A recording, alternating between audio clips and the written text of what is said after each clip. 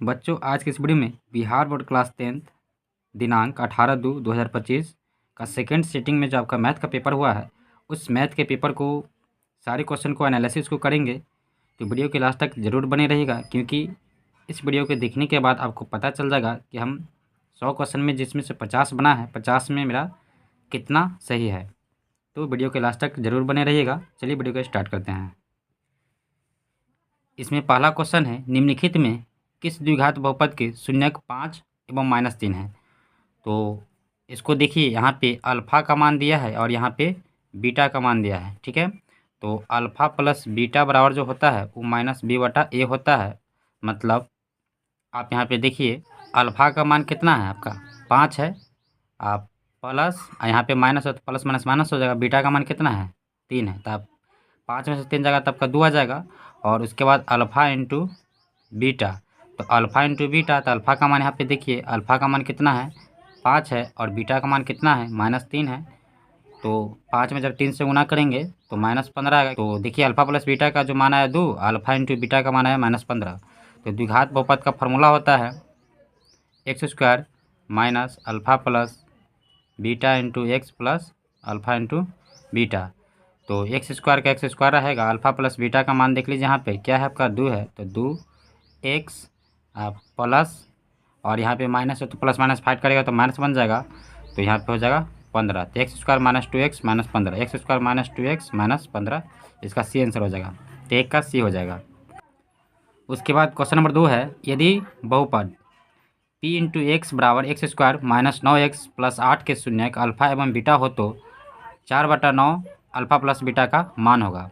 तो आप यहाँ पे देखिए, 4/9 अल्फ़ा प्लस बीटा दिया है ना, तो अल्फ़ा प्लस बीटा का मान क्या होता है, इसका होता है मान -b/a। तो 4/9 गुने -b/a है, तो -b का मान यहाँ पे देखिए क्या दिया है, -b का मान दिया है यहाँ पे -9। यहाँ पे -9 डाल देंगे, और यहाँ पे a का मान की बात करें तो a का मान क्या है 1 है। ठीक है, तो यहाँ पे देखिए 9 में जब 4 से गुना करेंगे तो -36, अब बटे आपका क्या है 9 है, काटिएगा तो क्या आएगा -4। तो -4 इसमें कहाँ है, यहाँ पे है, तो 2 का क्या हो जाएगा a हो जाएगा। उसके बाद क्वेश्चन नंबर 3 है, यदि p इंटू एक्स बराबर x⁴ माइनस 5x प्लस 6 को q इंटू एक्स बराबर x² माइनस 2 से भाग दिया जाए तो भागफल का घात होगा। तो आप यहाँ पे देखिए कि x² माइनस 2 से भाग देना है x⁴ माइनस 5x प्लस 6। तो यहाँ पे x² है, यहाँ पे x⁴ है, तो x² में कितना से गुना करेंगे जो x⁴ आ जाएगा, तो x² में हम लोग x² से गुना करेंगे तो x⁴ कितना आ जाएगा 4 आ जाएगा। इसका घात कितना है 2 है, तो इसलिए इसका आंसर क्या हो जाएगा 2 हो जाएगा। तो 3 का a हो जाएगा। उसके बाद क्वेश्चन नंबर 4 है, 2x माइनस 3y प्लस 1 बराबर 0, 3x प्लस वाई प्लस 2 बराबर 0 के कितने हल होंगे। यहाँ पर ये जो है आपका a1 का मान है, ये आपका a2 का मान है, ये आपका b1 का मान है, ये आपका b2 का मान है, ये आपका c1 का मान है, आपका c2 का मान है। तो a1 बटे a2, ठीक है, और a1 का मान कितना है 2 और a2 का मान कितना है 3, और उसके बाद है आपका b1 बटे b2। तो b1 का बात करें तो b1 का मान यहाँ पे देख लीजिए -3, और b2 का मान क्या है आपका 1 है।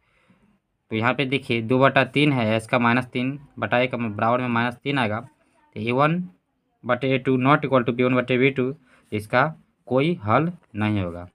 ठीक है, तो 4 का क्या हो जाएगा b हो जाएगा। उसके बाद क्वेश्चन नंबर 5 है, दो रैखिक समीकरणों को लेखाचित्र यदि प्रतिच्छेद हो तो हलों की संख्या कितनी होगी। तो दो रैखिक समीकरण का लेखाचित्र यदि प्रतिच्छेद करता हो आपस में तो उसको हलों का संख्या होता है 1 होता है। ठीक है, ऐसे अगर प्रतिच्छेद करता है तो यहाँ पर एक ही हल होगा, इसलिए इसका आंसर 5 का b हो जाएगा। उसके बाद क्वेश्चन नंबर 6 है, रैखिक समीकरण युग्म 6x माइनस 3y प्लस 10 बराबर 0, 2x माइनस वाई प्लस 9 बराबर 0 क्या होगा।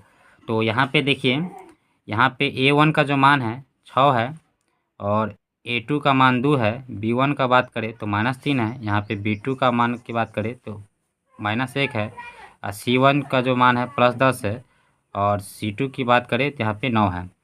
तो a1 बटे a2, तो a1 का मान कितना हो जाएगा, यहाँ पे a1 का मान हो जाएगा 6, और a2 का मान कितना आ जाएगा 2। ठीक है, और उसके बाद देखिए यहाँ पे b1 की बात करें तो b1 बटे B2। तो B1 का मान यहाँ पे कितना है, -3 है, और इसका जो मान है -1 है B2 का। तो इसको काट दीजिए, यहाँ पे 3 आ जाएगा, और इस माइनस माइनस खत्म हो जाएगा तो बराबर में क्या आएगा, 3 आएगा। और C1 की बात करें तो यहाँ पे 10 है, C1 बटे C2 यहाँ पे लिख देते हैं 10 बटे, और C2 का मान 9 है। तो देखिए यहाँ पे A1 बटे A2 इक्वल B1 बटे B2 और नॉट इक्वल टू C1 बटे C2। मतलब A1 A2 का मान B1 B2 का मान के बराबर है, और C1 C2 के मान के बराबर नहीं है। तो ये जो होगा विरोधी होगा, तो 6 का B हो जाएगा।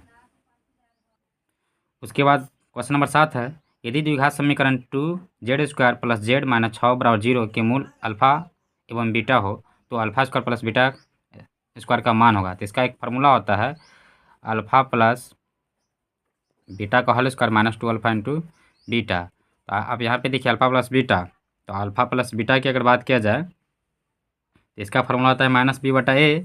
तो -b/a, तो यहाँ पे देखिए b का जो मान है 1 है, और यहाँ पे a का जो मान है 2। तो मतलब यहाँ पे आपका जो हो जाएगा -1/2 का whole square minus 2 alpha into beta.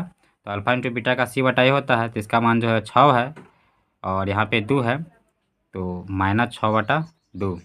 ठीक है, तो इसका जो होगा 1/4 हो जाएगा, यहाँ माइनस है प्लस हो जाएगा, और 6 दूना कितना हो जाएगा 12, यहाँ पे बटे 2। तो 4 2 कैल्शियम 4 आएगा, तो 4 एकम 4, तो 1 एकम 1, और यहाँ पे भाग देंगे, 2 बार में कटेगा, तब 12 दूना 24। तो 24 से 1 हो जाएगा 25/4। तो यहाँ पे देखिए 25/4 है, तो 7 का C हो जाएगा। उसके बाद क्वेश्चन नंबर 8 है, यदि द्विघात समीकरण 2x² प्लस px माइनस 3 बराबर 0 का एक मूल्य -3 हो तो p का मान याद करें। तो यहाँ पे देखिए अल्फा या बीटा कुछ भी ले सकते हैं। तो अल्फा का मान यहाँ पे आपको -3 दिया है, यानी बीटा यानी p का मान ज्ञात करना है। तो इसके लिए हम क्या करेंगे, यहाँ पे समीकरण जो है उसमें हम x का वैल्यू डाल देंगे। तो 2 गुने x का वैल्यू कितना है -3, तो -3 का जब स्क्वायर कीजिएगा तो 9 हो जाएगा, और प्लस p गुने x का वैल्यू -3 है, तो -3 डाल दीजिए, और -3 बराबर में 0। ठीक है, तो यहाँ पे 9 दूना 18 हो जाएगा, और प्लस से माइनस माइनस हो जाएगा, यहाँ पे 3p हो जाएगा, और ये आपका क्या है -3 है बराबर में 0।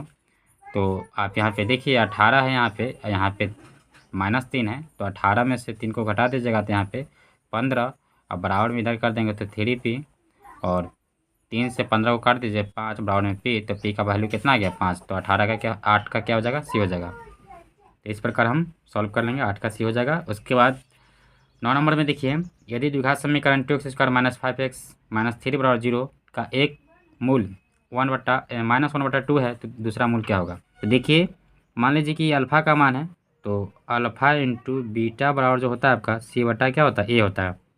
तो अल्फ़ा का मान कितना है -1/2, बीटा का मान है, बीटा को निकालना है C/A। तो C का मान देखिए यहाँ पे कितना है -3 है, और A का मान कितना है 2। ठीक है, तो आप यहाँ पे देखिए A इंटू में है, तो B बराबर हो जाएगा -3/2 बटे -1/2, ऊपर जाएगा -3/2, और ये आपका क्या है 2 ऊपर जाएगा, अब -1 नीचे रहेगा, तो 2 से 2 खत्म कीजिए। ठीक है, माइनस से माइनस खत्म कीजिए, तो यहाँ पे क्या बचा 3, इसका आंसर क्या हो जाएगा 3, तो 9 का B हो जाएगा। इस तरह हम इसको सॉल्व कर लेंगे, ये गलत हो गया। ठीक, उसके बाद देखिए 10 में है, द्विघात समीकरण 4x² माइनस 1 बराबर 0 का मूलों के प्रकृति क्या होगा। तो आप यहाँ पे देखिए इसका हम क्या करेंगे, D निकालेंगे। तो D का फॉर्मूला होता है b² माइनस 4ac। तो B का जो मान है यहाँ पे देखिए, यहाँ पे B का मान नहीं है, तो B का मान नहीं है तो क्या ले लेंगे हम 0 ले लेंगे। तो 0 का इसका 0 होगा -4 गुने A। तो A का मान कितना है 4, तो यहाँ पे 4 डाल दीजिए, गुने C का मान कितना है यहाँ पे, C का मान है आपका माइनस। यहाँ पे देखिए -4 में 4 से गुना कीजिएगा तो -16 आएगा, और यहाँ भी -1 है तो गुना करेंगे तो क्या आएगा -16 में -1 से गुना कीजिएगा तो आपको सीधे 16 आएगा। तो D का जो वैल्यू 16 आ गया। तो आपको पता है कि जब D का मान 0 आता है तो जो मूलों की प्रकृति होता है वास्तविक और समान होता है। जब D का मान कुछ अंक में आता है तो वास्तविक और असमान होता रहता है। 10 का क्या हो जाएगा A हो जाएगा, है ना। उसके बाद क्वेश्चन नंबर 11 है, दो गोलों के आयतन का अनुपात जो है 27:216 है, तो उनके पृष्ठ क्षेत्रफलों का अनुपात क्या होगा। तो आप यहाँ पे देखिए गोला का जो आयतन होता है 4/3 पाई आर क्यून होता है, मतलब आर का यहाँ पे क्या है, आर का जो वैल्यू क्यून किया है, तो मतलब 27 किसका क्यून है, तो 27 जो है 3 3 9 29 27 यानी 3 का क्यून है, और 216 जो है इसका क्यून है, तो ये आपका 6 का क्यून है क्योंकि 6 में 6 से गुना कीजिएगा 36 है, 36 में जब 6 से गुना कीजिएगा तो 216 आएगा। तो आर का यहाँ पे 3 और यहाँ पे इस आर का मान 6 हो गया। अब इसका पृष्ठ क्षेत्रफल का अनुपात पूछ रहा है, तो पृष्ठ क्षेत्रफल का अनुपात होता है 4 पाई आर स्क्वायर होता है, तो 4 पाई आर स्क्वायर मतलब आर का स्क्वायर कीजिएगा तो 3 3 9 और 6 का स्क्वायर 36, इसका 9:36 हो जाएगा, तो मतलब 11 का क्या हो जाएगा, बी हो जाएगा। ठीक है, उसके बाद उसी तरह देखिए 12 में है दो बेलनों की त्रिज्या का अनुपात 2:3 है, तो उनकी ऊंचाई का अनुपात फिर बोल रहा है कि 5:3 हो, तो उनके आयतनों का अनुपात। तो यहाँ पे देखिए इसका जो फार्मूला होता है पाई आर स्क्वायर एच होता है, तो पाई आर स्क्वायर एच मतलब आर का जो मान है यहाँ कितना है, 2 है। तो आप यहाँ पे देखिए ये आपका R1 का मान हो जाएगा, ये आपका R2 का हो जाएगा, ये आपका H1 है, ये आपका H2 हो जाएगा। तो इसका जो फार्मूला होता है r pi r square h होता है ना, तो पाई R1 एच हो जाएगा, यहाँ पे पाई R2 का स्क्वायर एच हो जाएगा। पाई से पाई खत्म कीजिए, यहाँ पे R1 का मान कितना है, 2, तो 2 का स्क्वायर कितना होगा, 4। और एच का मान की बात करते हैं, एच कितना है आपका, एच है आपका 5। ठीक है, और उसके बाद R2 का स्क्वायर है, मतलब R2 का मान कितना है आपका 3, 3 का स्क्वायर कितना होगा 9। एच का मान की बात करते हैं कितना है यहाँ पे, एच का मान 3 है, तो 500 का कितना होता है 20 और 9 27, तो 20:27 कहाँ पे ये में है ना, तो 12 क्या हो जाएगा, ये हो जाएगा।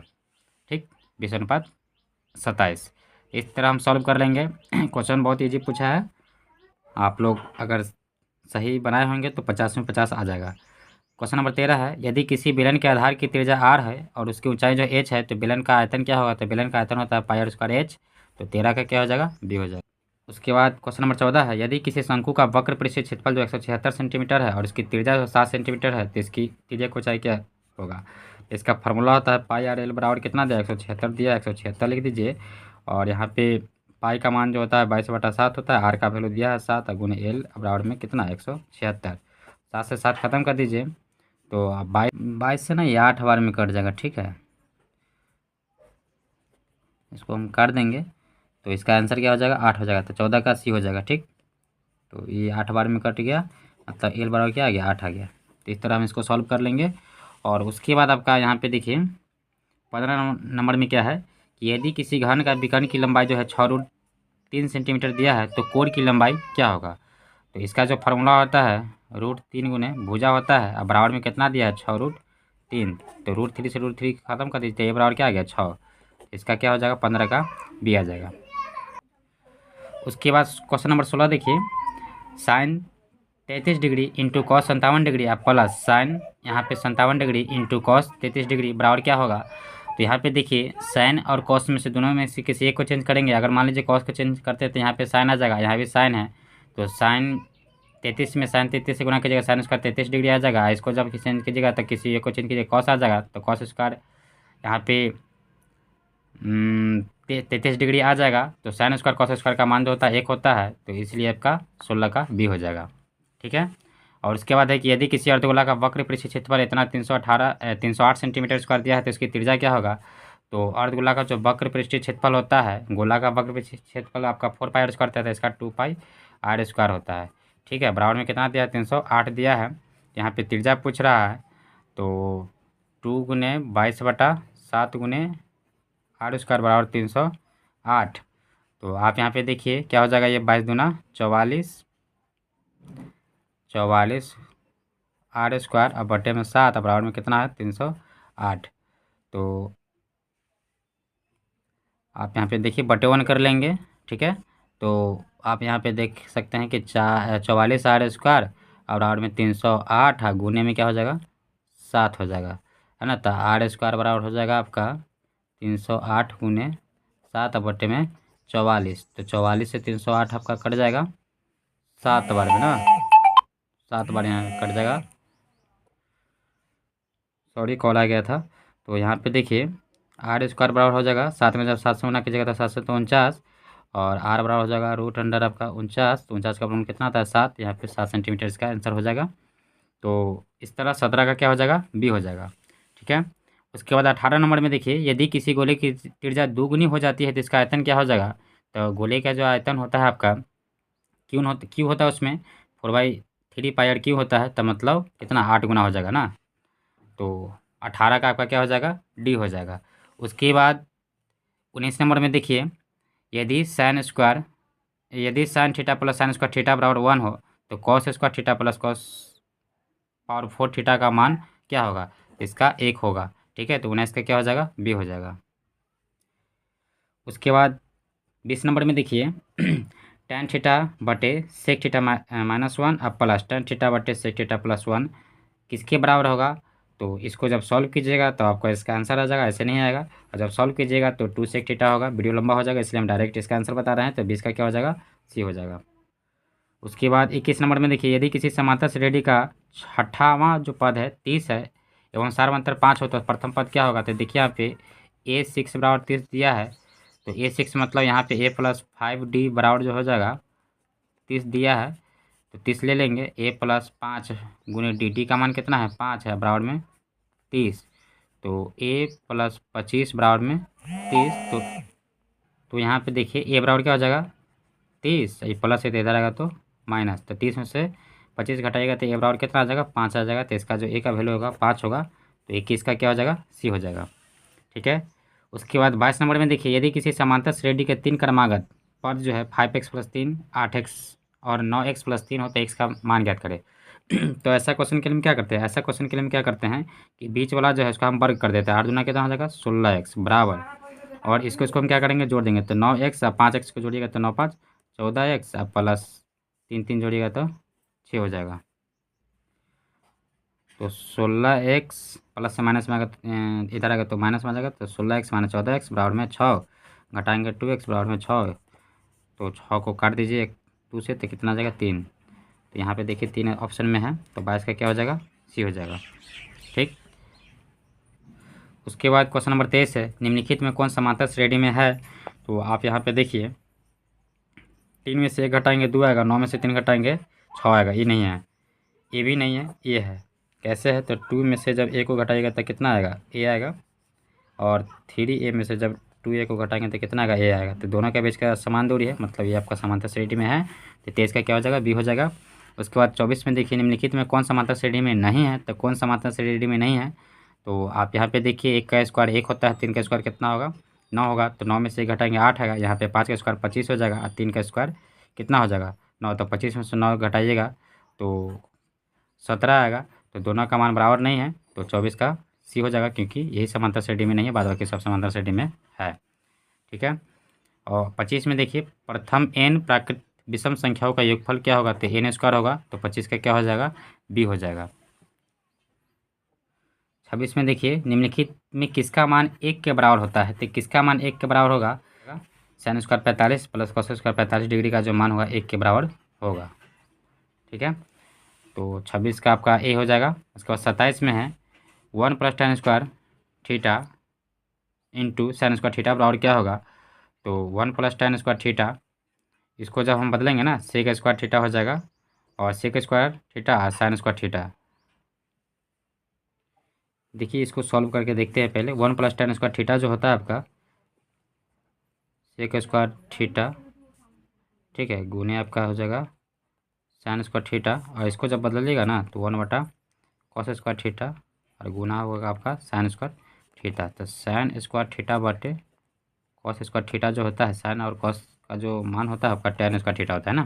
तो 27 का क्या हो जाएगा, tan² थीटा, मतलब 27 का सी हो जाएगा। ठीक है।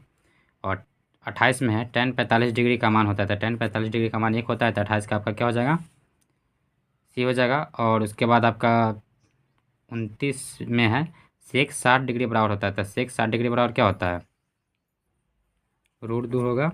ठीक है। तो 29 का क्या हो जाएगा, सी हो जाएगा। उसके बाद क्वेश्चन नंबर 30 है sin² 30 - cos² 60 बराबर क्या होगा। तो इसको जब चेंज करेंगे ना तो 0 आ जाएगा। तो 30 का सी हो जाएगा। और उसके बाद देख लीजिए यहाँ पे, किसी बाह्य बिंदु P से वृत्त पर PA एवं PB 2 स्पर्श रेखाएं खींची गई है। यदि PA का मान 7 सेंटीमीटर हो तो PB का मान क्या होगा, तो 7 सेंटीमीटर होगा। 31 का ए हो जाएगा। और उसके बाद देख लीजिए 32 में, तो 32 में क्या है आपका कि यदि PA एवं PB किसी बाह्य बिंदु P से केंद्र O वाले वृत्त पर खींची गई स्पर्श रेखा है एवं कोण ए पी बी बराबर आपका 100 डिग्री है, तो कोण पी ओ ए का मान क्या होगा। तो इस क्वेश्चन को हम बाद में देखेंगे, इसमें थोड़ा सा समय लग सकता है। उसके बाद क्वेश्चन नंबर 33 देखिए, यदि जीवा ए बी वृत्त के केंद्र पर 50 डिग्री का कोण अंतरित करता है तो ए और बी बिंदु पर खींची गई स्पर्श रेखाओं के बीच के कोण कितना होगा। तो 130 डिग्री का होगा, तो 33 का बी हो जाएगा। और उसके बाद देख लीजिए, दो वृत्तों की त्रिज्याओं का अनुपात 5:7 है, तो उनके क्षेत्रफल का अनुपात क्या होता है, 50-25 है, 7-49, तो 25:49 होगा, तो 34 का आपका डी हो जाएगा।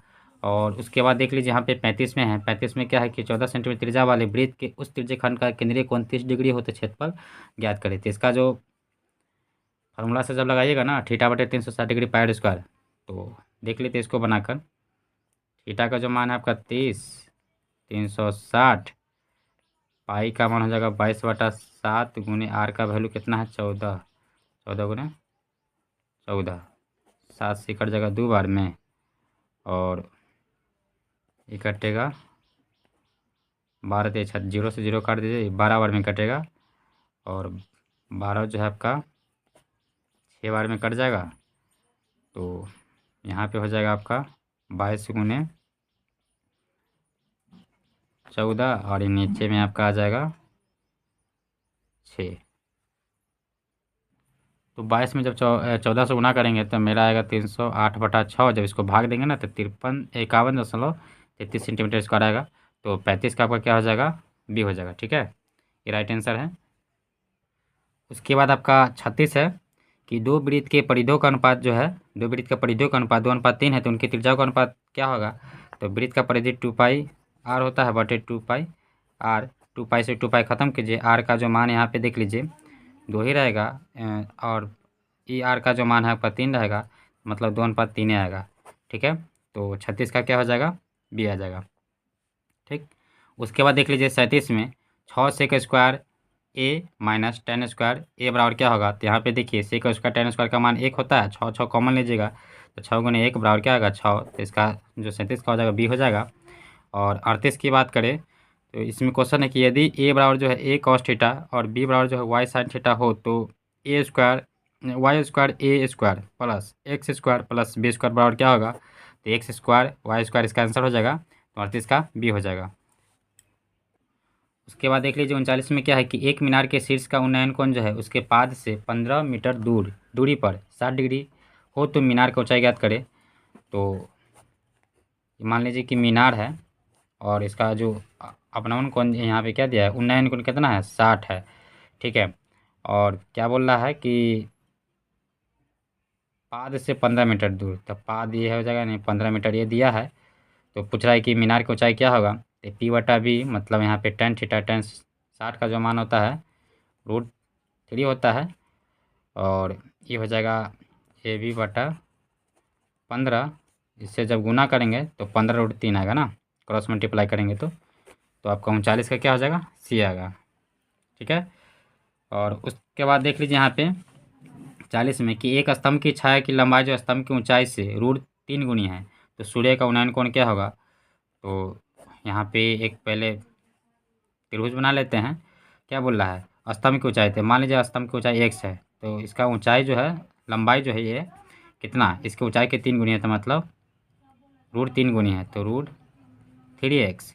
तो पूछ रहा है ना कि कौन सा कोण बनाएगा। तो यहाँ पे देखिए ये आपका p हो गया, आपका b हो गया ना, तो x बटा आपका √3x, x कट गया तो ऊपर में क्या बचा 1, यहाँ पे क्या है √3, तो 1/√3 किसके मान का बराबर होता है, तो 1/√3 आपका 30 के मान का बराबर होता है, तो 40 का क्या हो जाएगा, ए हो जाएगा।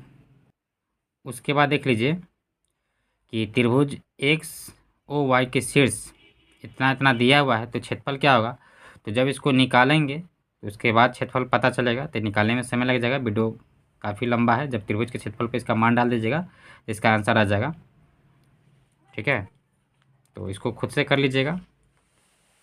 उसके बाद देखते हैं हम लोग 42। तो 42 में देखिए 40 और 50 को जोड़ेंगे तो 90, मतलब ये दोनों को चेंज कीजिएगा तो इसका आंसर एक ही आता है। तो 42 का आपका क्या हो जाएगा, एक हो जाएगा, कोई बड़ी बात नहीं, इसको चेंज करके बना सकते हैं। और उसके बाद देख लीजिए 43 में कि यदि दो समरूप त्रिभुज का क्षेत्रफल का अनुपात इतना इतना दिया है तो इसके संगत भुजा का अनुपात क्या होगा, तो 7 अनुपात आपका 9 हो जाएगा। 43 का आपका बी हो जाएगा। और दो समरूप त्रिभुज का क्षेत्रफल का अनुपात इतना इतना दिया है तो संगत ऊंचाई का अनुपात क्या होगा, तो 121 जो है 11 का और 169 जो है 13 का, तो 11:13 हो जाएगा। तो 44 का क्या हो जाएगा, डी। ठीक है। और उसके बाद देख लीजिए 45 में कि दो समरूप त्रिभुज का भुजा संगत भुजाएं का अनुपात दिया है 7:11, तो त्रिभुज का क्षेत्रफल का 749, 11 का 121, तो 49:121 हो जाएगा। 45 का आपका सी हो जाएगा। और उसके बाद देख लीजिए इसमें थोड़ा सा समय लगेगा, ऐसे देख लीजिए यहाँ पे 54/3 की जगह काट के कितना आएगा, 18 आएगा। ठीक है। उसके बाद देख लीजिए यहाँ पे 47 में, तो क्या बोल रहा है कि यदि त्रिभुज ए बी सी में ए सी स्क्वायर बराबर A B square plus B C square हो तो कोण बी का मान क्या हो, तो कोण बी का 90 डिग्री होता है। तो 47 का यहाँ पे आपका सी हो जाएगा। और यहाँ पे देख लीजिए 48 नंबर था, 48 नंबर अभी छोड़ दे रहा है, इसको बाद में देखेंगे।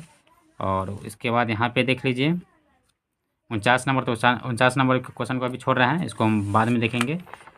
और उसके बाद देखिए आप 50 में कि किसी बाह्य बिंदु से वृत्त पर कितनी स्पर्श रेखा खींची जा सकती है, तो बाह्य बिंदु से वृत्त पर 2 ही स्पर्श रेखा खींची जा सकती है, तो 50 का बी हो जाएगा। उसके बाद 51 में देखिए कि पी के किस मान के लिए द्विघात समीकरण इतना का मूल वास्तविक और समान होगा, तो इसके लिए जब हम वास्तविक और समान की बात कर रहा है तो पी के किस मान के लिए ना, तो इसके हम क्या करेंगे, डी का मान निकालेंगे। तो बी स्क्वायर माइनस 4ac होता है, तो बी का मान यहाँ पे कितना है, बी का जो मान है आपका यहाँ पे 2 है, तो 2 का स्क्वायर 4, और यहाँ पे हो जाएगा 4 गुने ए का मान कितना है, ए का मान आपका पी है ना, और गुने सी का मान कितना है यहाँ पे 3 है, बराबर में 0, क्योंकि वास्तविक और समान है। तो आप देख लीजिए यहाँ पे 4 माइनस 4 थे 12, पी बराबर में 0, तो -12 पी बराबर में इधर प्लस है तो इधर आएगा तो -4 होगा। तो माइनस माइनस खत्म कीजिए, 4 से इसको 12 को उड़ा दीजिए, कितना बार में, नहीं ये नहीं उड़ेगा, ऐसे नहीं होगा। पी बराबर हो जाएगा 4/12, काट के आपका कितना आएगा 1/3, 1/3 कहाँ है यहाँ है ना, 51 का क्या हो जाएगा, ए हो जाएगा। ठीक, इस तरह सॉल्व कर लेंगे इसको। और उसके बाद देख लीजिए यहाँ पे कि 52 में क्या है कि यदि बहुपद पी इंटू एक्स का एक शून्य कितना हो तो निम्नलिखित में पी एक्स का गुणनखंड क्या होगा। यहाँ पे आपका एक शून्य दिया है क्या, -4 है, तो माइनस से तो इधर आएगा तो क्या होगा, प्लस हो जाएगा, तो मतलब x+4 हो जाएगा। ठीक है, 52 का क्या हो जाएगा, ए हो जाएगा। ठीक है, इजी क्वेश्चन है। और उसके बाद देख लीजिए 53 में द्विघात बहुपद x² + 3x - 4 के शून्य का गुणनफल क्या होता है, यानी अल्फा इंटू बीटा पूछ रहा है, तो इसका फॉर्मूला होता है आपका c/a। तो c का मान कितना है, -4 है, a का मान कितना है आपका 1 है, बराबर में -4, तो मतलब यहाँ पे आपका 53 का क्या हो जाएगा, सी हो जाएगा। और उसके बाद 54 में पूछा कि निम्नलिखित में कौन द्विघात समीकरण है, तो द्विघात समीकरण आपका बी है, बाद बाकी कोई नहीं है, तो 54 का क्या हो जाएगा, बी हो जाएगा, है ना। 2x² - 3x बराबर में x+1 का होल स्क्वायर, ये इसका आंसर हो जाएगा। उसके बाद देख लीजिए 54 के बाद 55, निम्नलिखित में कौन द्विघात समीकरण नहीं है, तो ये आपका x² + 1/x² बराबर 2, ये द्विघात समीकरण नहीं, बाद बाकी सब द्विघात समीकरण में है, तो 55 का डी हो जाएगा। हम थोड़ा सा जल्दी बता रहे हैं क्योंकि वीडियो काफ़ी लंबा हो रहा है। ठीक है, 56 में आप देख लीजिए कि द्विघात समीकरण 2x² - 4x + 3 बराबर 0 का विवेचक है, तो विवेचक मतलब डी, तो इसको जब तक ले निकालिएगा नहीं तब तक आपको नहीं पता चलेगा। तो डी का फॉर्मूला था है b² - 4ac, तो बी का जो मान है आपका, बी का मान कितना है आपका 4, 4 का स्क्वायर की जगह 16 -4 गुने ए का मान आपका 2 गुने सी का मान कितना है 3, तो 16 और 4 दूना 8 8 3 24, तो 16 में से 24 को हटाइएगा तो कितना आएगा -8 है ना, तो आपका क्या हो जाएगा सी, तो मतलब 56 का क्या हो जाएगा, सी हो जाएगा, -8। ठीक है, उसके बाद देख लीजिए 57 में निम्नलिखित में कौन बिंदु जो है x बराबर 5 के लेखा चित्र पर है, तो देखिए x का वैल्यू 5 इसमें भी 5 है, इसमें भी 5 है, 3 में से सभी, 57 का क्या हो जाएगा, डी हो जाएगा। उसके बाद यहाँ पे देखिए 58 में यदि p+1 3p+1, 6p - 1 समांतर श्रेणी में, तो p का मान याद करें, तो ऐसा क्वेश्चन हम क्या करते हैं कि बीच वाला का हम लोग वर्ग कर देते हैं, तो मतलब 3p+1 का होल स्क्वायर कीजिएगा ना, तो होल स्क्वायर नहीं कीजिए, चलिए इसका दुगुना कर देते हैं, वर्ग चलिए हम कर देते हैं 2 × 3p+1। ठीक है, और इसको जोड़ देते हैं तो 6p - 1 और प्लस p+1। ठीक है, तो 3 दूना 6p प्लस 2 बराबर में 6, यहाँ पे देखिए माइनस, यहाँ पे प्लस है, तो माइनस प्लस में 1 खत्म हो जाएगा, 6p आप 1p जोड़ देंगे तो कितना आएगा 7p, तो यहाँ पे देखिए 7p में से 6p को घटाइएगा तो आपका p आ जाएगा बराबर में 2, तो p का वैल्यू कितना आ गया 2, ठीक है। तो 58 का क्या हो जाएगा, बी हो जाएगा। ठीक, इस तरह इसको सॉल्व कर लेंगे। और उसके बाद देखिए यहाँ पे 59 में समांतर श्रेणी आपका 3 आप comma 3 plus root 2 dash dash का सार्वंतर क्या होगा। तो कहने का मतलब है कि दूसरा पद माइनस प्रथम पद, तो 3 प्लस रूट 2 माइनस 3, 3 से 3 खत्म कीजिए, रूट 2 इसका ऑप्शन में आ गया। तो यहाँ पे देख लीजिए 59 का क्या हो जाएगा, डी हो जाएगा, रूट 2। ठीक है। उसके बाद आगे देखिए 60 में समांतर श्रेणी का कौन सा पद जो शून्य होगा। तो समांतर श्रेणी में आपका ए का जो वैल्यू दिया है 21 दिया है, और डी जब निकालिएगा तो 18 माइनस 21 बराबर में कितना आएगा आपका, -3 आएगा। हाँ, एन का जो मान दिया है कितना दिया है आपका, शून्य दिया है। तो एन का फॉर्मूला पे सेट करेंगे इसको। तो एन का फॉर्मूला आपको पता है क्या होता है, यहाँ पे सेट करते हैं इसको। एन बराबर हो जाएगा ए प्लस एन माइनस 1 गुने डी। तो यहाँ पे जीरो लेके चलेंगे, ए का वैल्यू जो आपका 21 हो जाएगा, प्लस एन का तो मान नहीं है, एन का मान निकालना है आपको। डी का जो मान है आपका -3 है ना। तो इसको इधर ले आएगा तो -21 बराबर में हो जाएगा आपका -3n और माइनस माइनस प्लस 3। तो ये आपका प्लस में तो इधर आएगा तो आपका हो जाएगा आपका -21 -3 बराबर में -3n। तो माइनस माइनस हो जाएगा आपका यहाँ पे 24 -3n, माइनस माइनस खत्म कीजिए, 3 से 8 24 को काट दीजिए, 8 बराबर, तो n बराबर क्या आ जाएगा 8। तो 8वां पद हो जाएगा। तो 60 का क्या हो जाएगा, सी हो जाएगा। इस तरह इसको सॉल्व कर लेंगे। उसके बाद देख लीजिए आप 61 में वर्ग अंतराल 3 -7 7 -11 11 -15 के वर्गों की लंबाई होगा। मतलब कितना कितना बढ़ रहा है, तो यहाँ पे देखिए 3 से 7 4 बढ़ रहा है, 7 से 11 मतलब 4 4 बढ़ रहा है। 61 का क्या हो जाएगा, सी हो जाएगा।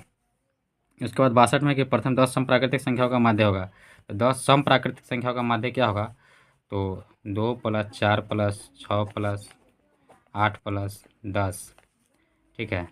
और इसके अलावा आपका हो जाएगा प्लस में 12 + 14 + 16 + 18 क्या होगा, 3 2 5 2 7 2 9 और एक हो जाएगा 20।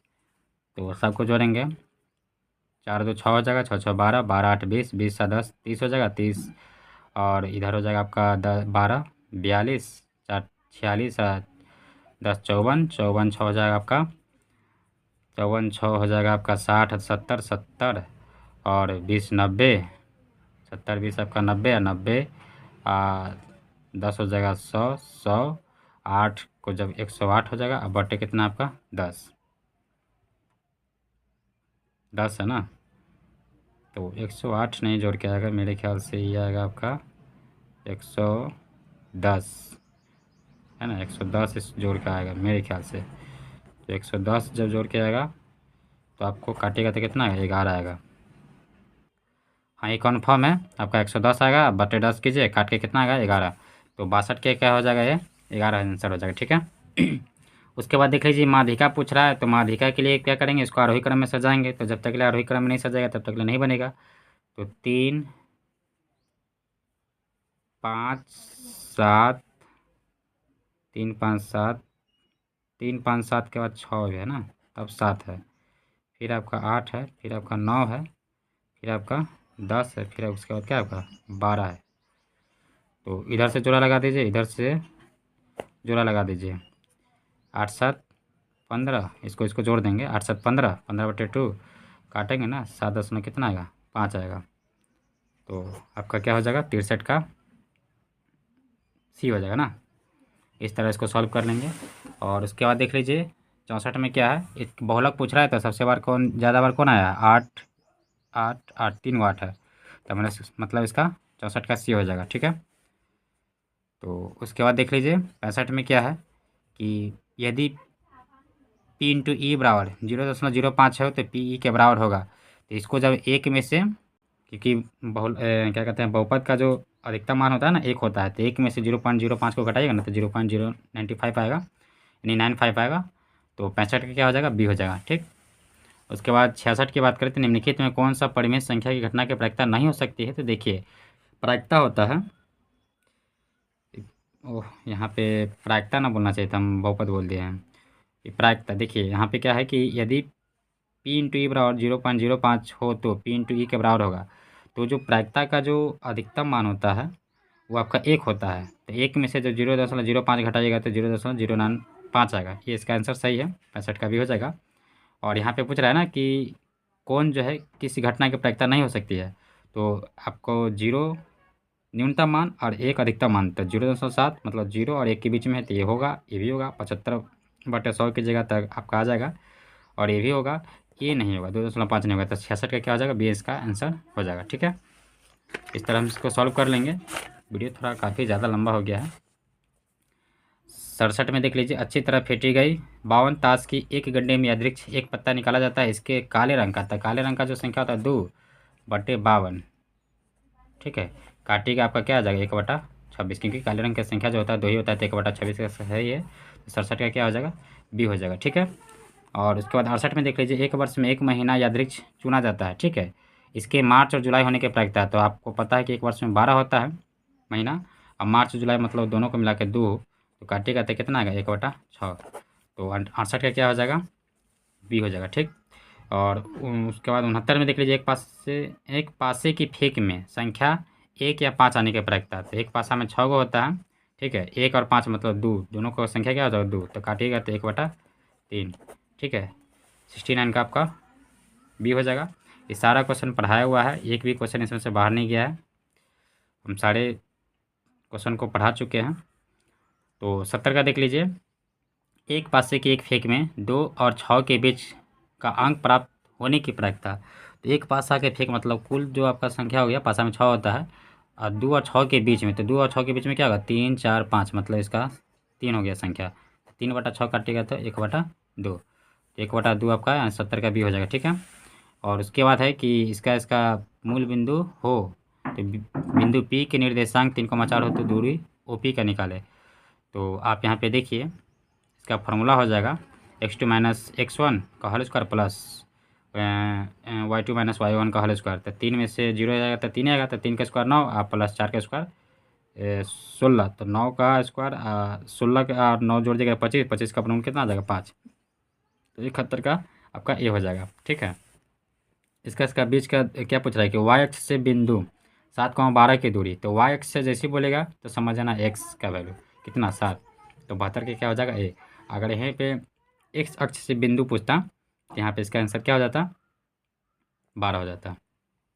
उसके बाद यहाँ पे 73 में देखिए, √1 माइनस कॉस थीटा बटे 1 प्लस कॉस थीटा किसके बराबर होगा, तो इसको सॉल्व करना पड़ेगा, जब तक ले सॉल्व नहीं कीजिएगा तब तक आपको आंसर नहीं पता चलेगा। तो इसका जो आंसर होगा cos theta minus sine theta सही है, तो 73 का बी हो जाएगा। और इसमें कोटि पूछ रहा है कि 7,10 में कोटि कौन है, तो पहला वाला भुज होता है, दूसरा वाला कोटि होता है, तो कोटि क्या हो जाएगा 10 हो जाएगा, तो 74 का बी हो जाएगा। और यहाँ पे देखिए बिंदु 1,5 किस पाद में है, तो प्लस है, तो प्लस प्लस होता है, प्रथम पाद होता है, तो 75 का क्या हो जाएगा ए हो जाएगा। ठीक, और यहाँ पे पूछ रहा है कि तृतीय चतुर्थांश में स्थित है, तृतीय मतलब माइनस माइनस होता है ना, निम्नलिखित में कौन सा बिंदु जो है तृतीय चतुर्थांश में स्थित है, तो माइनस माइनस मतलब -5 -9, तो 76 का क्या हो जाएगा सी हो जाएगा। और बिंदु इतना इतना मिलाने वाले रेखाखंड के मध्य बिंदु का निर्देशांक होगा, तो मध्य बिंदु का निर्देशांक इसका फॉर्मूला होता है x1 प्लस x2 बटे 2 और y1 प्लस y2 बटे 2। x1 का मान यहाँ पे देखिए क्या है आपका 3 आप प्लस -3/2, और इसका बात करें y1 का, तो y1 का मान है आपका -3 और +3/2, तो यहाँ पे देखिए ख़त्म हो जाएगा ना, प्लस माइनस फाइट करेगा तो माइनस हो जाएगा, तो 3 में से 3 गया 0/2 बराबर में 0 आएगा, और यहाँ भी प्लस माइनस में कटेगा बराबर मतलब कहने का मतलब 0 आ जाएगा, तो 0/2 की जगह तो बराबर में क्या आएगा 0, 0,0 किधर है आपका बी है ना, तो 77 का क्या हो जाएगा बी हो जाएगा। ठीक, इस प्रकार हम इसको निकाल लेंगे। उसके बाद 78 में देखिए, रेखाखंड ए बी का मध्य बिंदु 4,5 है, तो ए का नियामक दिया है, तो बी का नियामक क्या होगा, तो इसको ही बनाना ईजी है। यहाँ पे मध्य बिंदु मतलब समझ लीजिए ये आपका ए हो गया, ये आपका बी हो गया, यहाँ पे मध्य बिंदु मतलब 4, कितना दिया है 6 दिया है। ठीक है, ए का वैल्यू कितना है इसमें, ए का वैल्यू यहाँ पे 2,4 है, और बी का वैल्यू नहीं तो x, y मान लेंगे इसको, तो x का वैल्यू यहाँ पे 4 दिया है, और इसका फार्मूला होता है x1 प्लस x2, तो x1 का तो यहाँ पे मान दिया है और x2 का मान नहीं है, तो यहाँ पे x ले लेंगे बटे 2। तो इसको जब गुना करेंगे हम तो 4 दूना 8, क्रॉस मल्टीप्लाई करेंगे बटे 1 करके, और यहाँ पे हो जाएगा 2 प्लस x। तो x का वैल्यू हो जाएगा 8 माइनस 2, 8 में से 2 घटाइएगा तो यहाँ पे 6, तो x का वैल्यू तो 6 आ गया। और y की बात करें तो y इसी तरह निकाल दीजिए। y के लिए यहाँ पे मान कितना दिया है, y का जो मान यहाँ पे 6 दिया, बराबर में 6 ले लीजिए। और उसके बाद यहाँ पे देख लीजिए ये आपका क्या है, जिसका y2 x1 plus x2, y1 plus y2, y1 का मान कितना हो जाएगा 6, और y2 का मान तो आपका y है बटे 2, बटे 1 कीजिए, 6 दूना 12, बराबर में 6 प्लस y, तो y बराबर हो जाएगा 12 माइनस 6। ठीक है, प्लस से इधर ले आएंगे इसको, तो यहाँ पे 12 में से 6 गया 6, मतलब 6,6 आएगा इसका आंसर। 6,6 किधर है, 6,6 ऑप्शन तो कहीं नहीं है, कहाँ गलती किए हैं हम। 8 में से 2 जगह 6 आएगा, इसका मान 6 दिया है ना। और यहाँ पे मध्य बिंदु का मान 6 दिया है, और y1 प्लस y2 ना, तो y1 प्लस y2, तो y1 का मान यहाँ पे y1 का मान यहाँ पे 4 है ना, वही तो गलती की है, कह रहे कहाँ गलती है, तो यहाँ पे 4 डालेंगे ना। ठीक है, तो 4 जब डालेंगे तो यहाँ पे आपका 4 हो जाएगा, तो 12 में से 4 जगह कितना आएगा 8 आएगा, तो एक x का वैल्यू 6 और 2 y का वैल्यू 8, 6,8 कहाँ है यहाँ पे डी में है ना, तो 78 का क्या हो जाएगा, डी हो जाएगा। ठीक है, समझ में आ गया होगा। उसके बाद यहाँ पे 79 में देखिए, किसी वृत्त के व्यास के सिरों का निर्देशांक कितना इतना दिया है, तो वृत्त के केंद्र के निर्देशांक क्या होगा, तो केंद्र का निर्देशांक आपको पता होना चाहिए क्या होता है। पहले समझिए, एक वृत्त है और उसमें उसके सिरों का, व्यास के सिरों का है ना, मतलब ये ए हो जाएगा आपका, बी हो जाएगा, ये केंद्र है ना, केंद्र का निर्देशांक पूछ रहा है। तो ये आपका दिया है कितना, 3,7 दिया है, और ये आपको दिया है -7,3, ये आपको निकालना है। तो इसका फार्मूला हो जाएगा क्या, x1 प्लस x2 बटे 2। ठीक है, उसी तरह निकालेंगे, ये हो जाएगा आपको y1 प्लस y2 बटे 2। तो यहाँ पे देखिए x1 का वैल्यू कितना हो जाएगा 3, आप प्लस x2 का मान की बात करें तो -7 बटे 2, तो इसको प्लस माइनस माइनस हो जाएगा, तो 3 में से 7 आ जाएगा, तो आपका कितना आएगा -4 बटे 2, काट के आएगा -2 है ना। और y1 की बात करें तो आपका 7 हो गया, अब प्लस y2 का मान हो गया कितना 3 बटे 2, 7 और 3 कितना होता है 10 बटे 2, काट के कितना आएगा 5, तो -2,5, -2,5 कहाँ है, -2,5 है ना। 79 का क्या हो जाएगा, सी हो जाएगा। ठीक, उसके बाद है 80 में, त्रिभुज के शीर्ष के निर्देशांक कितना इतना दिया है, तो त्रिभुज के केंद्र का निर्देशांक क्या होगा, तो ये आपका x1 x2 x3 y1 y2 y3, तो इसका योग कर देंगे, 3 से डिवाइड कर देंगे ना, -1 प्लस, इसका फॉर्मूला आता है x1 plus x2 plus x3 बटे 3, और y1 plus y2 plus y3 बटे 3। तो x1 का मान है आप -1, x2 का मान करें तो 5, और x3 का मान है आपका 8 बटे में 3, x के लिए है। तो इसको जोड़िएगा, 5 में से एक जगह यहाँ पे कितना आ जाएगा 4 प्लस 8 बटे में 3, 8 4 कितना होता है 12 बटे 3, काट के कितना आएगा 4 आएगा ना।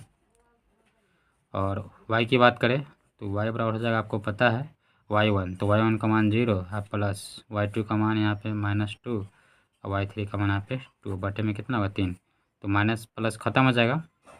ठीक है, तो 2 काट दीजिए ना, तो 0 बटा कितना है 3, तो 0 बटा 3 बराबर में 0, तो 4,0 आया, तो 4,0 कहाँ है देखिए बी में है, तो 80 का क्या हो जाएगा बी हो जाएगा। ठीक, क्वेश्चन बहुत ईजी पूछा है, निम्नलिखित में कौन सा भिन्न का दशमलव प्रतिशत शांत होगा, तो देखिए इसका अशांत होगा, इसका अशांत होगा, इसका भी अशांत होगा, क्योंकि 11 यहाँ पे आ रहा है ना, यहाँ पे 5 आ रहा है, तो इसका जो आंसर होगा 81 का ये हो जाएगा है ना, 15/1600 ये सही संख्या है, तो 81 का ये हो जाएगा। ठीक, उसके बाद आगे देखिए, यदि p, 3n के रूप में हो तो q, 6 पावर n गुने 5 पर पावर m के रूप में, तथा m n कोई ऋणात्मक पूर्णांक हो तो भिन्न p बटे q का दशमलव प्रसार कैसा होगा, तो अशांतावर्ती होगा, तो 82 का आपका ये हो जाएगा। और उसके बाद यहाँ पे देख लीजिए 83 का है कि यदि भाग एल्गोरिथम a बराबर बी क्यू प्लस आर में b जो है आपका 73 हो और q 34 हो तो r बराबर 23 हो तो a का मान ज्ञात करें। तो इसका फार्मूला होता है आपका दिया हुआ है बी क्यू प्लस आर, ए बराबर बी का मान यहाँ पे देख लीजिए कितना है 73 और q का मान है आपका 34 प्लस आर का जो मान है आपका 23। इसको जब गुना कीजिएगा इतना जोड़ दीजिएगा तो आपका 2505 आ जाएगा ना, 2505 आ जाएगा, मतलब 2505 आ जाएगा। इसका बी आंसर हो जाएगा, 83 का बी हो जाएगा। ठीक, इस तरह इसको सॉल्व कर लेंगे। और बहुपद यहाँ पे पूछ रहा है इसका शून्य, तो जब शून्य के निकालेगा तभी आपको पता चलेगा, निकालने में थोड़ा सा समय लगेगा, कोई बड़ी बात नहीं है।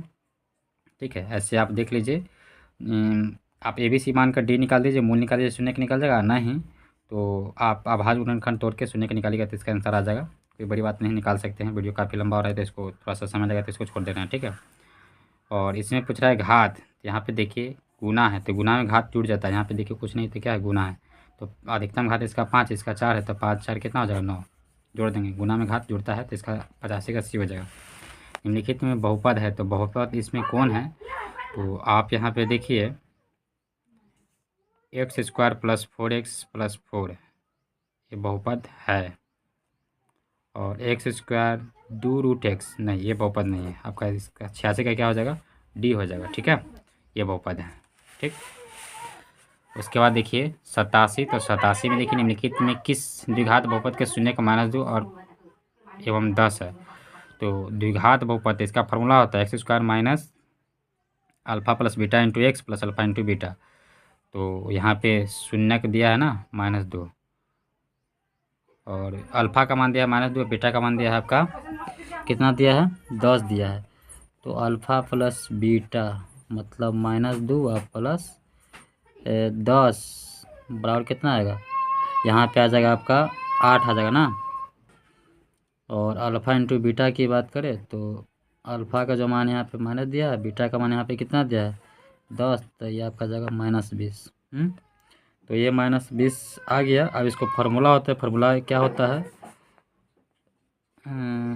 X square minus alpha plus beta into X plus alpha into beta, तो X square alpha plus beta का मान कितना है माइनस है, नहीं -8 नहीं, सीधे +8 है, तो 8x plus alpha into beta का मान कितना है माइनस, यहाँ प्लस माइनस माइनस हो जाएगा 20, तो X square -8x -20, x square -8x -20 कहाँ है, तो एक्स स्क्वायर -8x -20 है ना, 20 बी इसका आंसर हो जाएगा, 87 का क्या हो जाएगा बी हो जाएगा। तो इस तरह इसको सॉल्व कर लेंगे।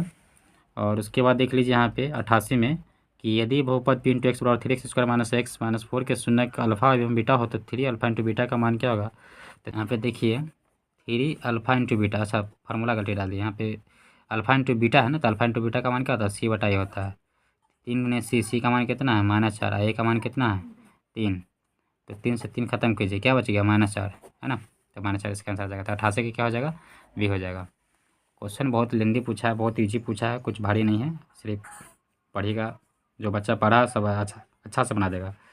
Sign 45 degree plus cos 45 degree बराबर क्या होगा, तो साइन 45 और कॉस 45 है ना, तो इसका जो मान होता है 1/√2 और कॉस 45 का भी मान 1/√2, तो √2 कैल्शियम √2 होता है, तो 1 एकम 1 और यहाँ पे 1 एकम 1 2/√2, तो कर्मी घात का नियम कर दीजिए, तो 2√2 अब बटे 4 4 का वर्गमूल 2 से 2 काट दीजिए, क्या आया √2 ना, यानी आपका 89 का क्या हो जाएगा बी हो जाएगा। ठीक है, इस तरह इसको सॉल्व कर लेंगे। और उसके बाद 90 में देखिए कि यदि द्विघात बहुपद kx square plus 3x plus के का शून्य 2 हो तो k का मान ज्ञात करें, मतलब जहाँ जहाँ x है वहाँ पे 2 डाल देंगे, k गुने 2 का स्क्वायर कितना हो जाएगा 4 प्लस 3 दूना 6 प्लस k। ठीक है, तो यहाँ पे देखिए इसको सीधा कर लेंगे ना, तो इसका हो जाएगा 2 दूना 4 यानी 4, इसका सीधा कीजिएगा तो 4k अब प्लस 6 अब प्लस के बराबर में 0 कर लीजिए, तो 4 के 1 के जोड़ेंगे तो कितना आएगा 5k और ये प्लस है तो इधर आएगा तो -6, तो k बराबर जो होगा -6/2 5 कहीं है ऑप्शन में, -6/5। यहाँ पे देखिए के का वैल्यू क्या है, -6/5 है ना। तो 90 का क्या हो जाएगा, डी हो जाएगा। ठीक। और उसके बाद 91 में है tan ब्रैकेट 90 डिग्री -x। तो इसको फार्मूला होता है tan का कॉट होता है। तो 91 का क्या हो जाएगा, सी हो जाएगा। और यदि अल्फ़ा बराबर 60 डिग्री है और बीटा बराबर 30 डिग्री हो तो साइन अल्फ़ा इंटू बीटा का, यहाँ पे अल्फ़ा माइनस बीटा का मान पूछ रहा है, तो यहाँ पे आप 60 डाल दीजिए और यहाँ पे बीटा का मान 30 डाल दीजिए। साइन है ना, तो इसको 60 में से 30 घटाइएगा तो साइन कितना आएगा, 30 डिग्री। तो साइन 30 डिग्री का मान क्या होता है, साइन 30 डिग्री का मान होता है आपका 1/√2। ठीक है, नहीं 1/√2 नहीं होता है, 1/2 होता है। तो 92 का क्या हो जाएगा, बी हो जाएगा। साइन 30 का मान जो होता है 1/2 होता है, तो इसका आंसर बी हो जाएगा, 92 का बी। ठीक है। और उसके बाद देखिए, उसके बाद आप यहाँ पे देखिए 93 नंबर है ना। यदि थीटा बराबर 45 हो तो tan theta plus cot theta का मान क्या होगा। तो यहाँ पे थीटा का मान जो है 45 डाल दीजिएगा, यहाँ पे थीटा का मान 45 डालिएगा तो tan 45 का मान 1 होता है, cot 45 का मान 1 होता है, तो एक एक जोड़िएगा तो 2 हो जाएगा। तो 93 का क्या हो जाएगा, सी हो जाएगा। ठीक है। और उसके बाद 94 में है कि यदि ए बराबर जो है 60 डिग्री है तो 2 tan a बटे 1 - tan स्क्वायर ए का मान ज्ञात करें। तो इसको भी सॉल्व कर देते हैं। tan a 60 है ना, 1 - tan स्क्वायर 60, तो 2 × 60 का मान जो होता है आपका √3 होता है। tan 60 का मान √3 होता है। 1 - tan स्क्वायर 60, तो tan स्क्वायर 60 का जो मान होता है आपको बता ही दिए हैं, √3 का होल स्क्वायर हो जाएगा। 2 × √3, 1 - tan √3 का स्क्वायर कीजिएगा तो 9, 9 का वर्गमूल 3, तो 2√3। एक में से जब घटाइएगा इसको 3 को तो -2 कट जाएगा, तो कट जाएगा यहाँ पे, तो क्या बचा, -√3 बच जाएगा ना। तो -√3 कहाँ, यहाँ पे है। तो 94 का क्या हो जाएगा, बी हो जाएगा। इस तरह इसको हम सॉल्व कर लेंगे। ठीक है। और उसके बाद यहाँ पे देख सकते हैं आप कि क्वेश्चन है आपका क्या, 95। यदि tan थीटा बराबर 12/5 हो तो cos थीटा, tan थीटा मतलब p/b आपको दिया है, तो एच निकालना है। तो एच का फॉर्मूला हो जाएगा, यहाँ पे क्या होगा फार्मूला, 12 का स्क्वायर प्लस 25 का स्क्वायर यानी कीजिएगा तो 12 का स्क्वायर 144 और 25 5 का स्क्वायर कीजिएगा तो 25 नहीं 5, तो 12 का स्क्वायर 144 आप प्लस 5 का स्क्वायर कीजिएगा तो 25, कितना आएगा 169। 169 का वर्गमूल जानबे करते हैं 13 होता है। तो b/h पूछ रहा है, cos b/h, तो b/h का जो वैल्यू होगा, तो b का मान यहाँ पे देख लीजिए, p/b मतलब b का मान 5 है और h का जो मान आया कितना आया 13।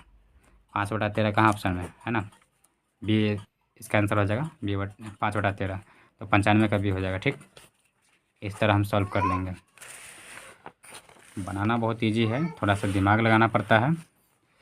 उसके बाद देख लीजिए यहाँ पे, इसको चेंज कीजिएगा, काट छाट का आपका एक ही आएगा, तो 96 का आपका सी हो जाएगा। और यहाँ पे tan 35 tan 55, तो इन दोनों में से किसी एक को चेंज कीजिएगा तो ये आपका tan 35 और tan 45 का जो मान आएगा एक आएगा। और बराबर में साइन है, तो साइन ए बराबर एक किसका मान होता है, तो 90 का मान होता है, तो 97 का क्या हो जाएगा, सी हो जाएगा। ठीक। और उसके बाद देख लीजिए यहाँ पे, यदि साइन थीटा बराबर पी हो तो सेक थीटा, तो 1/1 - p² होगा। ठीक, इसका आंसर हो जाएगा। तो 98 का क्या हो जाएगा, बी हो जाएगा। उसके बाद 99 में देखिए 1 + cot square theta into 1 - cos square theta बराबर क्या होगा। तो इसको सॉल्व करेंगे, उसके बाद ही आपको पता चलेगा, ऐसे नहीं पता चलेगा। 1 + cot स्क्वायर थीटा को तो बदलिएगा ना, तो ये जो आपको बदलेगा, ये बदलेगा cos स्क्वायर थीटा। ठीक है, और इसको जब बदलिएगा तो आपका ये बदलेगा sine square theta. cos square theta sine square theta का मान 1 होता है, इनमें से कहीं नहीं है ना, तो नहीं है तो नॉन ऑफ दिस, इनमें से कोई नहीं होगा। 99 का आपका क्या हो जाएगा, डी हो जाएगा। ठीक है। और 100 में है आपका 7 sin 30 डिग्री, 0 तथा 0, 7 sin 30 डिग्री के बीच की दूरी क्या होगा। तो इसको जब सॉल्व करके निकालिएगा तो आपका 7/√2 होगा, है ना। तो 100 का क्या हो जाएगा, सी हो जाएगा। तो इस प्रकार दोस्तों हम सारे क्वेश्चन को सॉल्व कर लिए। इसमें से 2-3 क्वेश्चन छोड़ दिए हैं। काहे कि छोड़ दिए इसलिए क्योंकि समय का अभाव है, उसमें काफ़ी ज़्यादा समय लग जाएगा। बाद बाकी सारे क्वेश्चन को आपको सॉल्व करा दिए हैं। अब आप अपना मिला लीजिएगा, आपका 50 में कितना सही है कमेंट में ज़रूर बताइएगा।